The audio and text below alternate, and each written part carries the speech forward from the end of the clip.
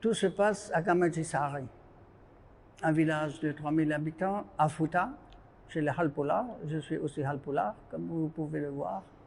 Et Gamajisari, c'est un village de 3000 habitants. Et j'ai été là-bas la première fois en 2002. Et donc, ça fait depuis tout ce temps que je vais là-bas. Et nous sommes une association.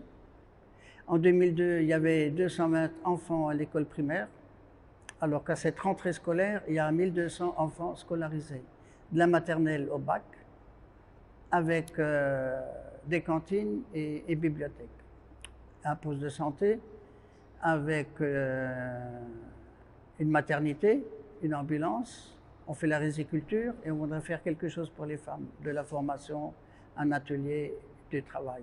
Mais je vis là-bas, ça fait plusieurs années cumulées que j'ai passé au village et je veux parler de ce village. Donc, on peut dire que c'est une exposition culturelle dans la manière où je veux présenter le Fouta. Parce que le vrai Sénégal, il n'est pas Dakar, c'est le Sénégal profond, et dont le Fouta et d'autres régions. Et je vois la différence avec ici, j'aime bien Dakar, la question n'est pas, mais les traditions, les valeurs, votre culture, la teranga, c'est là-bas. Le thème de l'exposition, c'est la vie à Gamaji, image de Gamaji, image de Gamaji. Donc, image de Gamaji, c'est tout Gamaji. Ce sont les personnes d'abord. Les personnes, ce sont les jeunes, mais ce sont aussi les personnes âgées qui ont beaucoup de valeurs. Donc, les habitants, mais aussi l'habitat, le travail, le fleuve, le désert, les animaux, nos réalisations aussi, faire comprendre, essayer de passer le message de la vie du Fouta. Et tous les gens qui sont venus, je peux dire qu'ils sont très satisfaits. Et il y a des Halpoulars qui sont venus en ville et qui ont oublié, ils ont dit maintenant, je revis mon enfance, je revis ma culture, vous me faites redécouvrir mes origines.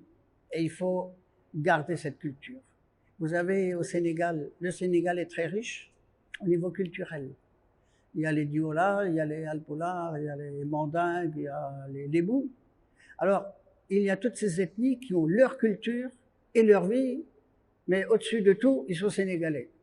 Vous avez les chrétiens et les musulmans qui vivent très bien ensemble, mais ils sont sénégalais. Il y a le Sénégal et après on a sa culture. La richesse des différentes cultures, il faut absolument les garder. Et les langues locales, il faut les garder aussi. Il ne faut pas qu'elles soient perdues parce que c'est un patrimoine historique et culturel très très précieux. D'abord, on travaille avec les gens. La relation humaine est précieuse et indispensable. Il faut avoir le temps de parler aux gens et de vivre avec eux et de vivre les projets avec eux. C'est beaucoup plus efficace. Il y a des gens, ils viennent un jour, 2 jours, ils s'en vont, tu ne les vois plus, ils font un truc, ça ne marche pas. C'est un suivi. Il n'y a que dans la durée que tu peux être efficace et que ça va marcher. Et donc ça fait aussi une confiance réciproque dans les deux sens. Il vaut mieux faire un projet, s'occuper d'un village et bien le développer, que de courir partout, et quand tu reviens premier, il n'y a rien qui fonctionne. Voilà, on est à Gamaji, on reste à Gamaji. Et je salue les Gamadjois. Voilà.